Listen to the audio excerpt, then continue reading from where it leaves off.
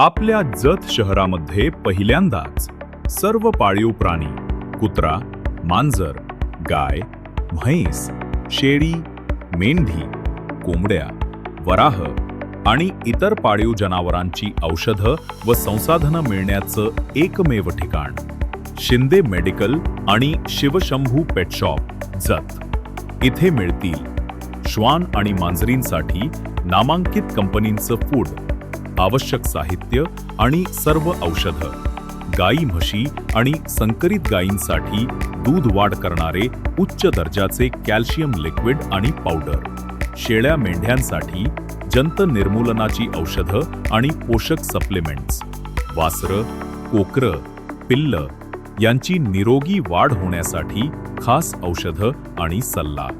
फक्त उत्पादनेच नाही तर मिळेल तज्ज्ञ मार्गदर्शनही, ज्यामुळे सर्व पाळीव प्राणी निरोगी राहतील, व्यावसायिक दृष्टीनं पशुपालन अधिक फायदेशीर होईल आणि शेतकऱ्यांना मिळेल अधिक नफा।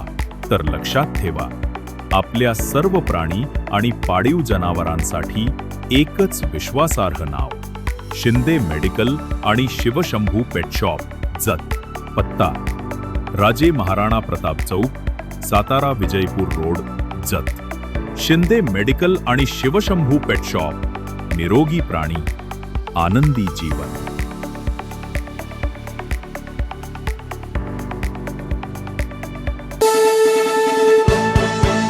मी दिनराज वाघमारे, आपण पाहताय जय भारत न्यूज।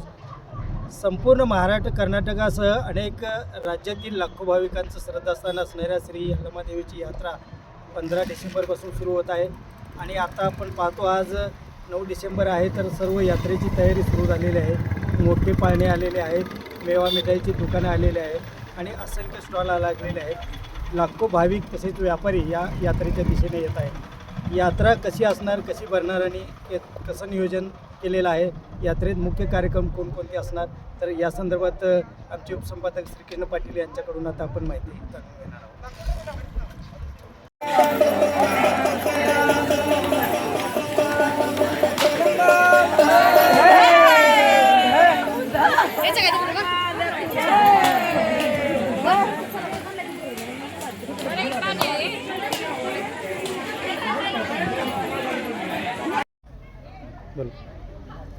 नमस्कार, आपण आता आहोत जत येथील लाखो भाविकांचे श्रद्धास्थान व नवसाला पावणारी अशी महाराष्ट्र, कर्नाटक, आंध्र, तामिळनाडू, गोवा, केरळ आदी राज्यातील लाखो भाविकांचे श्रद्धास्थान श्री यल्लमादेवी मंदिर परिसरात।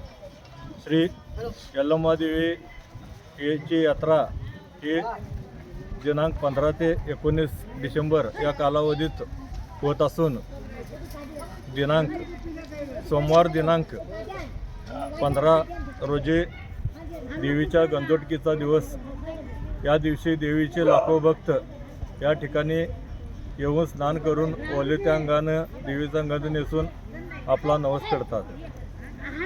दिनांक 16 रोजी देवीच्या नैवेद्याचा दिवस। या दिवशी देवीचे लाखो भक्त या ठिकाणी येऊन स्वतः पुरणपोळीचा नैवेद्य देवीला तयार करून देवीला दाखवतात। या यात्रेचं विशेष म्हणजे ही यात्रा ही खाजगी देवस्थान आहे। श्रीमंत डफळे राजघराण्याचं हे खाजगी देवस्थान असून या देवीला महानैवेद्याचा मान हा श्रीमंत डफळे राजघराणे यांच्याकडून दिला जातो।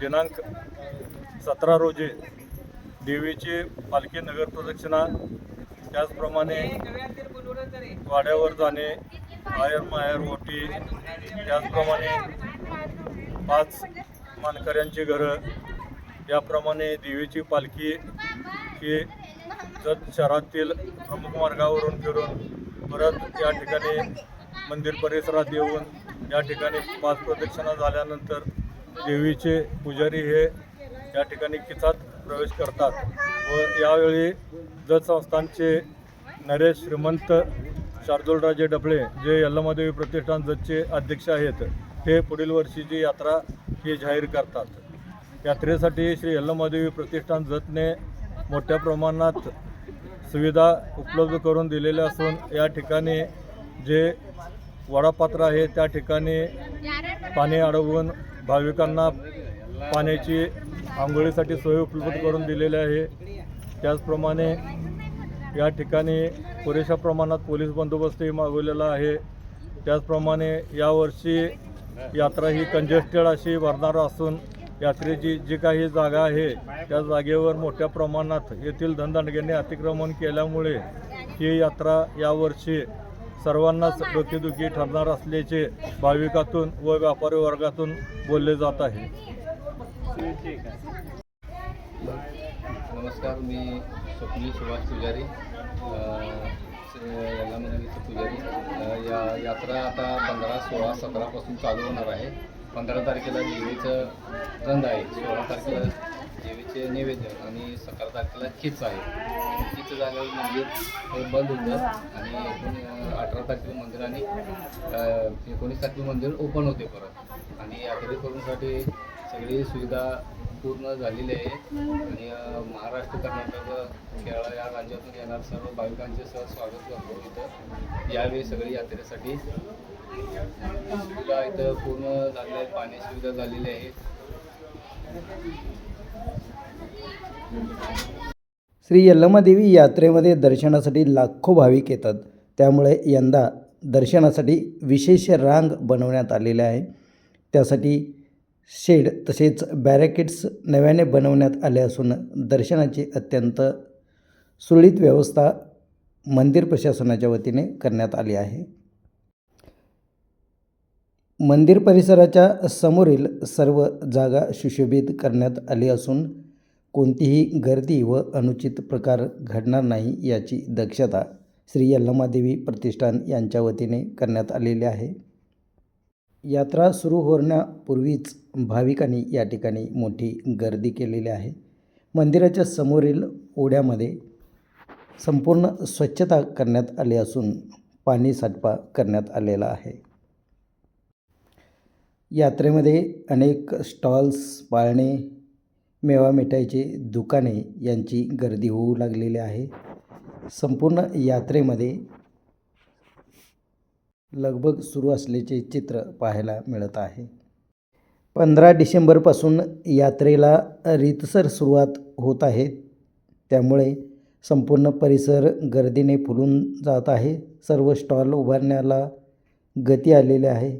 भाविकांची गर्दी मंदिर परिसरामध्ये वाढू लागलेली आहे. अनेक भाविक यात्रेपूर्वीच लिंब नेसण्याचा कार्यक्रम करीत असल्याचे चित्रही आज पाहायला मिळाले आहे. महाराष्ट्र, कर्नाटकातील लाखो भाविकांच्या मनामध्ये घर करून असलेली व सर्वांची उत्सुकता लागून राहिलेली जतच्या श्री यल्लमादेवीची यात्रा अवघ्या काही दिवसात येऊन ठेपली असून जय्यत तयारी सुरू झालेली आहे.